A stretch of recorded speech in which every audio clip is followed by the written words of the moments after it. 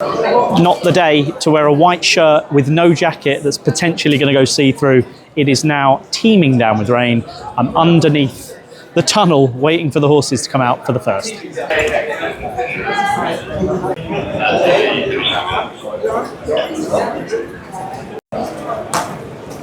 Okay, I'm a little bit drier now. Dark shore here in the first for the subs. Not sure about backing a first time out horse in a maiden, but it's been put up for the subs. We've obviously got a bit of info about the horse. The rain is coming down. We'll see if that gets into the ground later. It will get into the ground. It's absolutely pissing down here. Should have bought a jacket. Runners are at the post and we are ready for the first on King George Day.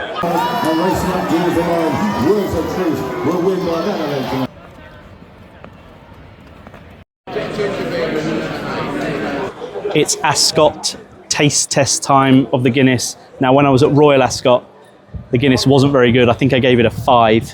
But we do have it in a glass. We're upstairs, which is definite improvement. Let's give it a go.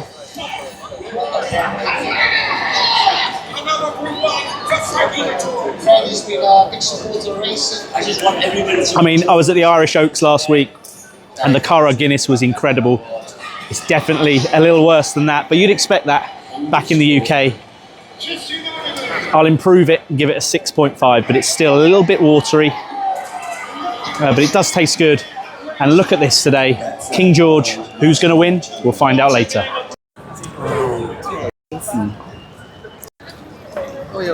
On to the second race. Now we have a 2-year-old sprint over 6 furlongs for fillies. It's a very good race, this. You know I'm a big fan of Stayer. If you've watched the vlogs before, I don't know the prices yet. She did look good. She did look good coming out. They didn't saddle her up until she got under the tunnel. Fitzella is another horse I like, and Flowerhead, because the rain has come. And she was second at Royal Ascot at a massive, massive price. Wasn't hugely fancied that day. I'm going to have a little look at the prices and see which one I'm going to go for. Flowerhead 6 to 1. I think that's a decent price. And Stayer, just because I love her, at 7 to 2. 2 bets, £20 win on each. Let's see how we get on.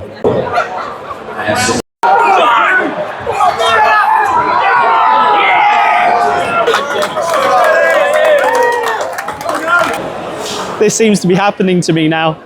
When you like more than one, I always pick the wrong one.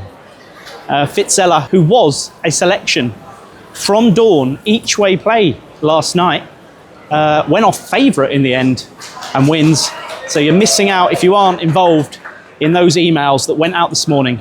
So well done to Dawn. Fitzella gets the job done in the fillies 2-year-old sprint. Yeah, they do. I know the one at Leicester. Oh God, I'm going to let my heart rule my head here, aren't I? I absolutely love Jancis. I don't know if the trip's right or not. Dropped in grade. Chantilly Lace is probably the most likely winner. But Bermuda Longtail is a big price as well, and a 3-year-old getting that weight. You know I love to bang on about that 3-year-old allowance. I can see 11 to 2 Jancis. I'm going to have a couple of quid on, just out of love for the horse. Am I going to be made to look silly again?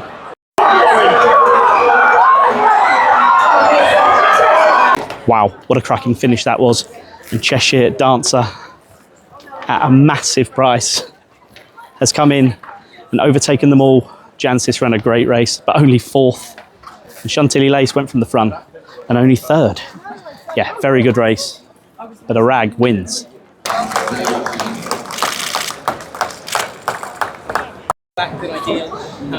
Obviously the fillies run a great race there. We know she wants to be held up and come late, and just got, well, ended up 4th, but I thought she was going to win. Yeah, 3 short heads she was coming, and I agree with David, just the little bit of dead ground probably got her, just the bit of ease that fell Before. If it was firm ground, she would have kept quick into the line. She just needs quick ground. Quick ground. Yeah. Do you think she's better over a mile? Because I think her up in trip, but well, I think a quick run mile. Yeah, because she can quicken off. Okay. Yeah. You know. Okay. Well, the question we all want to know though: Kerry or Donegal? I think the Donegal manager is probably the best manager left, and I think he's tactically very aware. He has more options with his players. I think Kerry have to rely on 2 or 3 very, very, very good players. Like, I mean, the best player in the country. And O'Shea is playing brilliant, and their new midfielder, their midfielder this year is playing brilliant. So I expect a really, really high octane game, and I hope it is, because everyone's talking about it. Yep. And we need a really good game of football. I think it'll be a very, very close game, but I think Donegal might just out it in the end. Donegal to nick it. To nick it. Okay, lovely. Thank you very much, mate. Right, we're on to the international handicap. An absolute puzzle, if I do say so myself. We are already on Alto at 9-1 anti-post. However, potentially is now drawn the wrong side. There's a few in here you could back. I think Classic, as there's no pace, could go off the front end and get it done. Billy Joe is fancied by pretty much everyone I'm here with. So I have Alto, quite a big each way bet. Acadian Thunder's been smashed, is about 3-1 favourite, which seems wrong to me. Could go to anybody.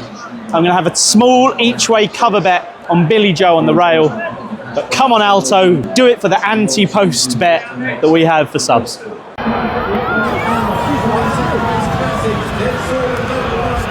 fact that he stayed, that's critical.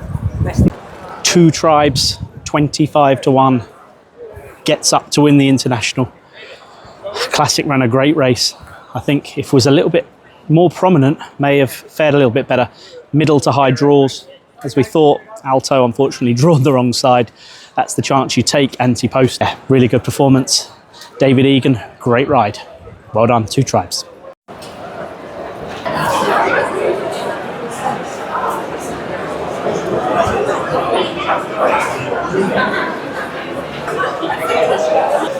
We've taken a break to have a beer after the international. Now, do we go for high draws again? Fear Not must go well here. One of Dawn's each way plays. 3-year-old allowance as well. Bullet Point. A lot of the boys that I'm with fancy the horse, his favourite. Cosi Bello, I can't have it. Charlie Fellow's record on turf this year is just not good. Bullet Point, Fear Not, but I think Fear Not. Let's see me be humbled again.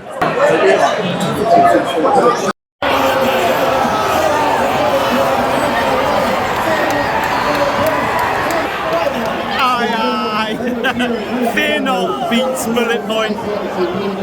Should have backed the forecast. We are off and running on the day. Woo! I'm feeling a bit of a sense of relief after that, if anything. But yeah, Fear Not gets it done. Each way play from Dawn again. Unbelievable day she's having. Sign up to those emails if you haven't already. Oh, right, we're on to the King George. What a great racing prospect, despite there only being 5 runners. Time to collect some winnings and get in the parade ring for the big one. Right, just before we go into the parade ring for the King George, Jean Bruegel as big as 5-2 in the ring. I can see 5-1 Kalpana, 11-2 in places, 5-1 Rebels Romance, which is now short enough. Thought 6s was a good price. Here we go. You all right, mate? Cheers. Go on. A lot of people fancy Jan Bruegel, and at the prices I do too. Calandigan very short at 11-10. We shall see who wins the King George. A great racing prospect.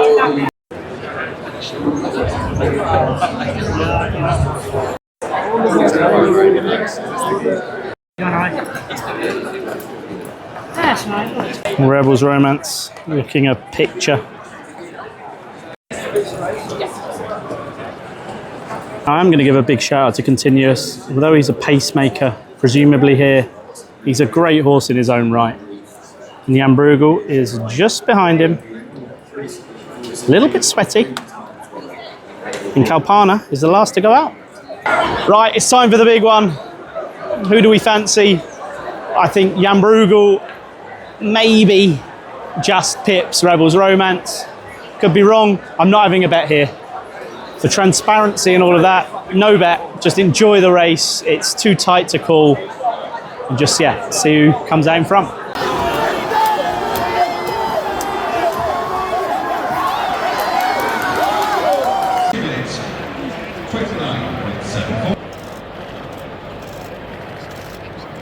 Calandigan held up in last.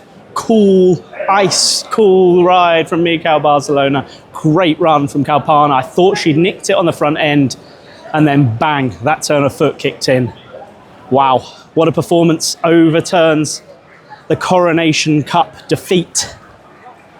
And yeah, wow, great result for the French. Mikel Henri Graffard, très magnifique, as they say. Calandigan, your King George 2025 winner.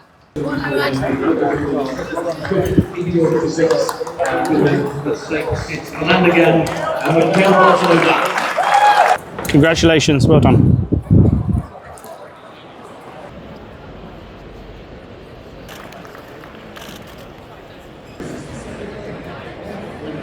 It's a pretty boring pick from me in this. Tenability is about 6 to 5, I think.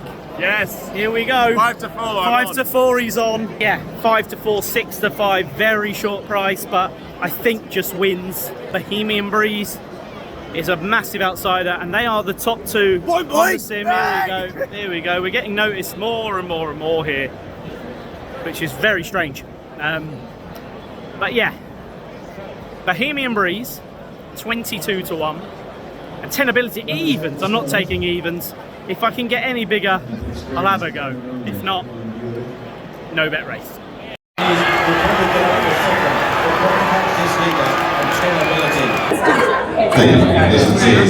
Well, we managed to get some 11 to 10. There's the slip to prove it. 50 quid on that. Really nice performance. A good horse, and well done to the Haggis team and to Tom Marquand. Here's the horse walking round now. We're on to the lucky last. Look how gorgeous it is up here. Sprint race, Tropical Storm, 3-year-old. Pitched into deeper company, a lot more. This is weaker. Good draw. About 8 to 1. Done it on the exchange at Betfair SP. Let's see if we can have another winner to finish off the day strong. And then another couple of beers as we see ourselves into the night. Unfortunately, Tropical Storm looked to go wrong there. Hopefully the horse is okay. Looked to trot in okay, but just maybe lost his action. Was pulled up quickly by Oisin Murphy. Yeah, thoughts with connections. Hopefully everything is okay. I'll try and find out later.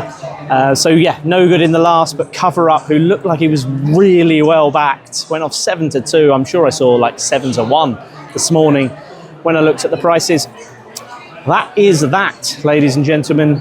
A really good day at Ascot. Calandigan gets the King George for France. I am at Goodwood next week with Dawn. Cannot wait for that.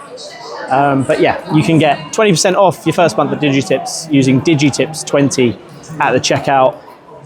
Please like, share and subscribe to the channel if you're enjoying what we do. And I'll catch you next time up the Calandigan.